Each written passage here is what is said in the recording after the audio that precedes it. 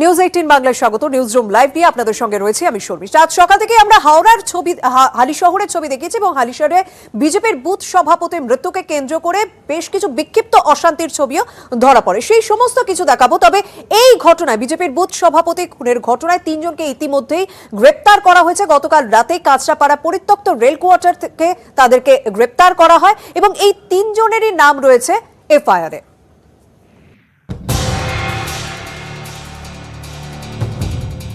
হালিশহরে BJP booth সভাপতিকে পিটিয়ে খুন। শনিবার রাতে বারেন্দ্র গলিতে চলছিল গৃহ সম্পর্ক অভিযান, তখনই আচমকা হামলা। ঘিরে ধরে চলে ব্যাপক মারধর, হকি স্টিক, লোহার রড দিয়ে চলে বেদম মার। অভিযোগ, বাঁশের মাথায় পেরেক লাগিয়ে আক্রমণ করে দুষ্কৃতীরা। ঘটনাস্থলেই লুটিয়ে পড়েন সৈকত ভাওয়াল। কল্যাণী জেএনএম হাসপাতালে নিয়ে গেলে চিকিৎসকরা মৃত বলে ঘোষণা করেন। জানা গেছে 6টি বাইকে চড়ে এসেছিল 10 থেকে 12 জন দুষ্কৃতী।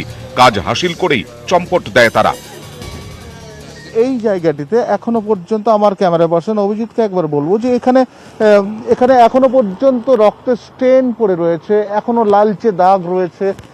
এইখানে একজন অর্থাৎ সৈকত ভাওয়াল এখানে পড়েছিল, গুরুতর আহত অবস্থায় পরে সৈকত ভাওয়াল মারা যায়। ঘটনার পর থেকে আতঙ্কে এলাকাবাসী। এইখানে দাঁড়িয়ে দেখলাম ওইদিকে একজন পড়ে আছে, এই গেটের এইখানে নামলাম, তখন দেখলাম এই পাশেও একজন পড়ে আছে। আমরা তো আতঙ্কে আছি, সমস্ত লোকই আতঙ্কে আছে। সারা রাত ঘুমোতে পারিনি, বয়স হয়ে গেছে, টেনশন হচ্ছে। দেখলাম যে সমানে লোক দৌড়াচ্ছে আর লাঠি নিয়ে পিটাচ্ছে সমানে, এইগুলো খালি দেখলাম আর কি। তারা কারা? তারা পরে তো গুজব শুনলাম সব তৃণমূলের লোক সব। কিন্তু কারা চালালো হামলা? তুঙ্গে রাজনৈতিক চাপানুতর। বীজপুর থানায় অভিযোগ দায়েরের 24 ঘন্টার মধ্যেই পুলিশের জালে 3। সোমনাথ গঙ্গোপাধ্যায় ওরফে কেলে, সুদীপ্ত ঘোষ ওরফে রাইডার বাবাই এবং সুমন সাহা ওরফে ল্যাচা। এফআইআরে 3 জনেরই নাম ছিল। কাঁচরাপাড়ার পরিত্যক্ত রেল কোয়ার্টার থেকে ওই 3 জনকে গ্রেফতার করা হয়েছে। প্রাথমিকভাবে মনে করা হচ্ছে পুরো হামলাটাই ছিল পূর্ব পরিকল্পিত। একেবারে ঘিরে ধরে চলে আক্রমণ। হালিশহর থেকে ক্যামেরায় অভিজিৎ দাসের সঙ্গে শঙ্কু সাঁতরা, নিউজ 18 বাংলা। আর এই ঘটনার জেরে বীজপুর থানা চত্বর রণক্ষেত্র হয়ে ওঠে।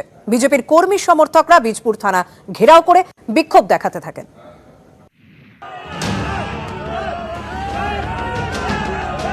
এফআইআর দায়ের হয়েছে শনিবার রাতে গ্রেফতারও হয়েছে 3 জন, কিন্তু তাতে কোনোভাবেই থামানো যায়নি বিজেপি কর্মী সমর্থকদের। রবিবার সকাল থেকেই চরম উত্তেজনা বীজপুর থানা চত্বরে। পরিস্থিতি বুঝতে পেরে আগে থেকেই মোতায়েন করা হয় বিশাল পুলিশ বাহিনী। বেলা যত বেড়েছে ততই চড়েছে পারদ। বেলা 12টা নাগাদ শুরু হয় বিক্ষোভ। বীজপুর থানা ঘিরে চলে স্লোগানে। মুহূর্তে অগ্নিগর্ভ হয়ে ওঠে পরিস্থিতি। বিজেপি কর্মী সমর্থকদের সঙ্গে রীতিমতো ধস্তাধস্তি শুরু হয়ে যায়।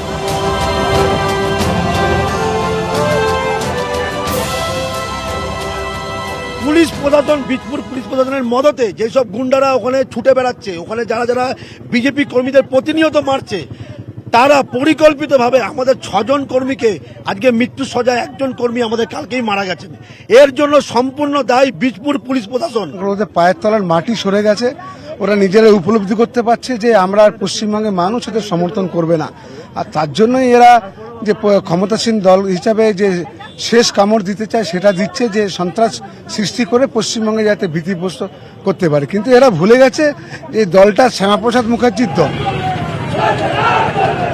বীজপুর থানার সামনে যখন তুমুল বিক্ষোভ চলছে, প্রায় তখনই কল্যাণী জেএনএম হাসপাতালে করা হয় নিহত বিজেপি বুথ সভাপতির ময়নাতদন্ত। সেই দেহ নিয়ে বাড়ির পথে রওনা হয় শববাহী গাড়ি। হালিশহরের বাগমোড়ে থমকে যায় সেই গাড়ি। দেহ নিয়ে শুরু হয় পথ অবরোধ। রাস্তায় বসে পড়েন বিজেপি কর্মী সমর্থকেরা। শুধু হালিশহরেই নয়, বিক্ষোভের আঁচ ছড়িয়ে পড়ে শহর কলকাতাতেও। ফুলবাগানে বিক্ষোভ দেখান বিজেপি কর্মী সমর্থকেরা। নিউজ 18 বাংলা।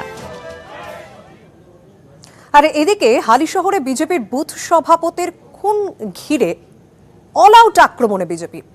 মুকুল রায় বলছেন 356 ধারা জারি করা হোক। কৈলাস বিজয়বর্গীয় বলছেন রাজ্যে এখনই কেন্দ্রীয় বাহিনী আসুক। অন্যদিকে দিলীপ ঘোষ পাল্টা মারের নিদান দিচ্ছেন।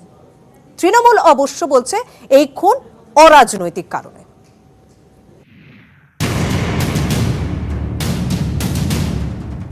অক্টোবরে বারাকপুরে মনীশ শুক্লা, আর ডিসেম্বরে হালিশহরে সৈকত ভাওয়াল।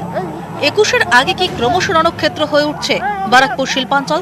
গেরুয়া শিবির বলছে এই ঘটনাই বলে দিচ্ছে রাজ্যের আইন শৃঙ্খলার কি হাল।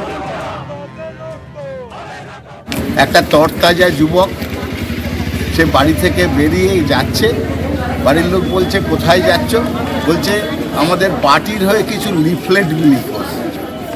মমতা বন্দ্যোপাধ্যায়ের রাজত্বে সেই লোকটা আর বাড়ি ফিরছে না। গৃহ সম্পর্ক কর্মসূচিতে গিয়ে জনসমক্ষে খুন বিজেপির বুথ সভাপতি। তৃণমূল বলছে খুন একেবারে অরাজনৈতিক। বিভিন্ন জায়গায় বিজেপির উস্কানিতেই ভায়োলেন্স হচ্ছে। আমরা যতদূর শুনেছি এটা নন পলিটিক্যাল কোনো একটা গন্ডগোল হয়েছে। এটা পুলিশ ইনকোয়ারি করছে, পুলিশ ইনকোয়ারি করে দেখুক কি হয়েছে। বুধবার নাড্ডার কনভয় হামলা। সপ্তাহ ঘুরতে না ঘুরতেই হালি শহরে খুন দলের বুথ সভাপতি। আইন শৃঙ্খলা ইস্যুতে রাজ্যকে চেপে ধরতে একেবারে অল আউট আক্রমণে বিজেপি।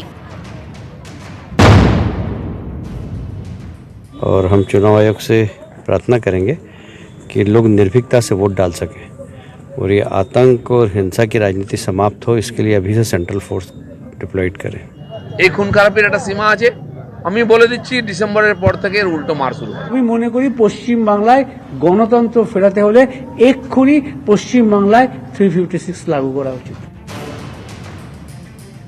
356 ধারা জারির দাবি বেশ কিছুদিন ধরেই চালিয়ে আসছে বিজেপি। এবার ভোটের আগে কেন্দ্রীয় বাহিনী মোতায়েনের দাবি, এবার তার সঙ্গে দিলীপ ঘোষের হুমকি। সব মিলিয়ে 21-এর আগে সম্ভবত ত্রিমুখী আক্রমণের পথে নামতে চলেছে গেরুয়া শিবির। নিউজ 18 বাংলা। কলকাতার 89 নম্বর ওয়ার্ডে তৃণমূলের গোষ্ঠী দ্বন্দ্বের অভিযোগ। রাজ্যের দুই প্রভাবশালী মন্ত্রীর গোষ্ঠীর মধ্যে ঝামেলা, বচসা, বাইক ভাঙচুর।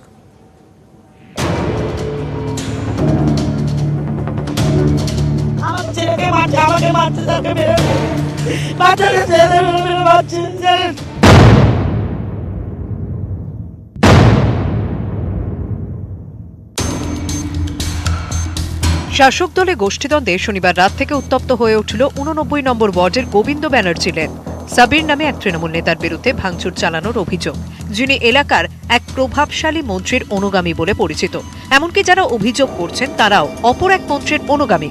গোটা ঘটনায় পুলিশের বিরুদ্ধে নিষ্ক্রিয়তার অভিযোগ উঠেছে। আমি এই মুহূর্তে রয়েছি 89 নম্বর ওয়ার্ডে, যেখানে দেখা যাচ্ছে যে একের পর এক ভাঙচুর হয়েছে। স্কুটি উল্টে দেওয়া হয়েছে, শুধুমাত্র তাই নয়, বেশ কিছু গাড়ির কাঁচও ভাঙচুর করা হয়েছে। হাবির আলী বলে একজন ছেলে আছে, টিএমসি যুব নেতা, যে আমরা এলাকা দখল করে নিয়েছি, এখন এলাকা আমাদের চলবে, সাট্টা জুয়া মদ গাঁজা সব ওরাই চালাবে, ঠিক আছে। এবং এই জায়গাটা দেখতে পাচ্ছেন, এই জায়গাটা সাট্টারও ঠেক খুলবে।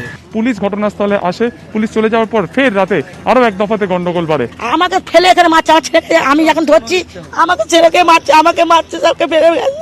পুলিশ ছিল না, পুলিশ আমার ছেলেকে মেরেছে, আমার ছেলেকে বসিয়ে দিয়েছে ওখানে। তোমরা কোন? আমরাও তৃণমূল টিএমসি করি। সাবির আলী, যার নামে মূলত এই মূল অভিযোগ, সে কিন্তু এই মুহূর্তে এলাকা ছাড়া। ভাঙচুরের ঘটনা এখনো পর্যন্ত চারু মার্কেট থানায় দুটি আলাদা অভিযোগ দায়ের হয়েছে। থমথমে এলাকায় বসেছে পুলিশ পিকেটিং। ক্যামেরা সুরজ প্রসাদ গুপ্তার সঙ্গে সুকান্ত মুখোপাধ্যায়, নিউজ 18 বাংলা।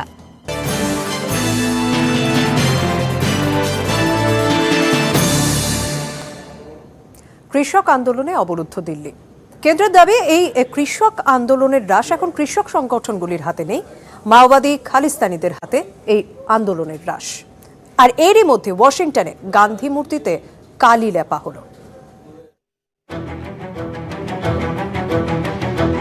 कृषि क्षेत्र में ज्यादा निवेश होगा। আন্দোলনকারীদের আশ্বাস দিতে আসরে খোদ প্রধানমন্ত্রী নরেন্দ্র মোদী, কিন্তু চিরে ভিড়ছে না অনর কৃষক সংগঠনগুলি।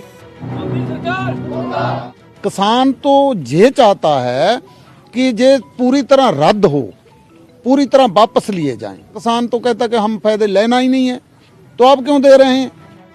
কেন্দ্রের তরফে আলোচনার দরজা খোলা রাখা হয়েছে। সমাধান সূত্রের খোঁজে রবিবারও কেন্দ্রীয় কৃষিমন্ত্রী নরেন্দ্র সিং তোমরের সঙ্গে বৈঠক করেন স্বরাষ্ট্রমন্ত্রী অমিত শাহ। উত্তরাখণ্ডের কৃষকদের সাথেও বৈঠক করেন কৃষিমন্ত্রী। उन्होंने कृषि सुधार बिलों को समझा, उसके बारे में अपनी राय दी और अपना समर्थन व्यक्त किया। इसके लिए मैं भारत सरकार की ओर से सभी किसान भाइयों का आभार प्रकट करता हूँ। কৃষক আন্দোলন হাইজ্যাক হয়ে গেছে, ঢুকে পড়েছে খালিস্তানি ও মাওবাদীরা। রবিবার ফের অভিযোগ বিজেপির। कि शायद ये आंदोलन किसानों के हाथ से निकल चुका है, उनके कंधे से ये माओवादी नक्सल ताकते इस आंदोलन को चला रहे। বামেরা মাওবাদী যোগ নস্যাৎ করে বলেন সরকার ভয় পেয়েছে তাই মিথ্যাচার করছে। এই আন্দোলন কৃষকের 500 অর্গানাইজেশন আন্দোলন করছে, এর মধ্যে 7টা বামপন্থী প্রভাবিত সংগঠন আছে। এই সরকার প্রতিদিন নানান রকম ন্যারেটিভ তৈরি করে একে বদনাম করার চেষ্টা করছে। হরিয়ানা বিজেপি শরিক জাট নেতা দুষ্যন্ত চৌটালা মনে করেন খুব শিগগিরই সমস্যা মিটবে। जिस तरीके से चर्चा केंद्र सरकार कर रही है कि अगले 24 से 48 घंटे के बीच में फाइनल दौर की चर्चा कर इस पे कुछ कंक्लूसिव केंद्र सरकार और किसान संगठन रिजल्ट ला पाए। বিরোধীরা এবং কৃষক সংগঠনগুলি কৃষক আন্দোলনে খালিস্তানি যোগ উড়িয়ে দিলেও শনিবার ওয়াশিংটনে ভারতীয় দূতাবাসের সামনে গান্ধী মূর্তি খালিস্তানি পতাকায় মুড়ে ফেলে বিচ্ছিন্নতাবাদী সংগঠনের সদস্যরা বিক্ষোভ দেখান। বিক্ষুব্ধ কৃষকদের ঢাল করে সুকৌশলে নিজেদের মতবাদ প্রচার করছেন মাওবাদী ও খালিস্তানপন্থীরা। প্রথম থেকেই অভিযোগ বিজেপি নেতাদের।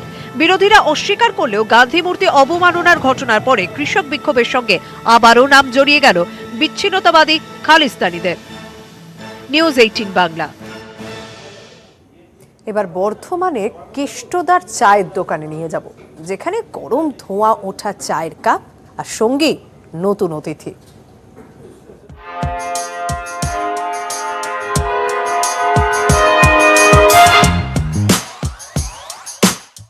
পূর্ব বর্ধমানে ভাতার বাজারেই চায়ের দোকান কেষ্টদার। কেষ্টর চা, এই টানেই শীতের সকালে ভিড় জমান বহু মানুষ। একে একে ধোঁয়া ওঠা চায়ের ভার হাতে তুলে নিচ্ছিলেন সকলেই। কিন্তু কেষ্টদার চায়ের দোকানে একজন ক্রেতা এমন আছেন যাকে কেষ্টদা নিজে হাতে চা খাইয়ে দেন। এই দৃশ্য দেখে হতবাক সকলেই। বিস্কুট মাঝে মাঝে খাই, প্রায় সময় খাই। তাকে আবার আমি দেখলাম যে বলছে শীত করছে, তাই ওকে একটু চা দাও। চাটা যখন দিচ্ছি তখন ধরে খাচ্ছি। সাত সকালে চায়ের আড্ডায় এমন সঙ্গী পেয়ে খুশি সকলেই। রোজই কি তিনি আসেন? কালও কি আসবেন? এই আগ্রহেই অনেকে আসছেন, চা খাচ্ছেন।